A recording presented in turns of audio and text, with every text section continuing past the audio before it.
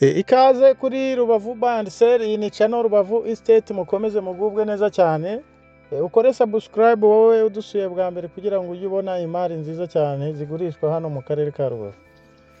Uyu munsi rero n'ubundi nk'ibisanzwe turi mu karere ka Rubavu, twabazaniye imari nziza cyane igurishwa.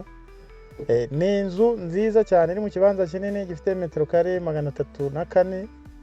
Ni inzu y'ibyumba 4, ikagira salo, ikagira toilette, iri mu kibanza kinini n'ahandi ushobora gushyira ayandi mazu akodeshwa cyangwa se ugashyiramo jardin, parking ihagije, amazi, umuriro birahari. Ni muri quartier nziza cyane ituyemo n'abasirimu, ahantu heza cyane mu karere ka Rubavu, mu murenge wa Gisenyi, aho bita muri zone haraguru y'urwibutso gato cyane cyangwa se inyuma ya stade Umuganda. Aho ngaho umudugudu hari mwiza urimo amazu meza cyane. Ni inzu niherereye iri muri quartier nziza kandi nayo ni nziza, iri no kugurishwa amafaranga atari menshi ugereranije nuko imeze cyangwa n'ibiciro by'i Rubavu, kuko ni miliyoni 32 zonyine z'amanyarwanda. Urumva ko iri ku giciro cyiza cyane. Wowe ushaka kugura inzu idahenze kandi nziza, iri no muri quartier nziza, ushobora kuyigura ikagiye kwinjiriza amafaranga ku kwezi ukayikodesha.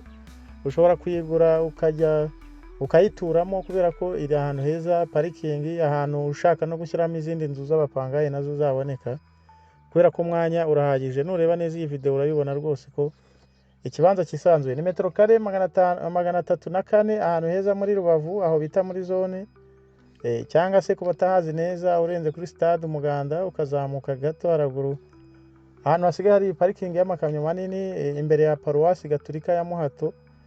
Uri kuzamuka ni mu kuboko kw'iburyo, uri kumanuka uva mu byahi ni mu kuboko kw'ibumoso.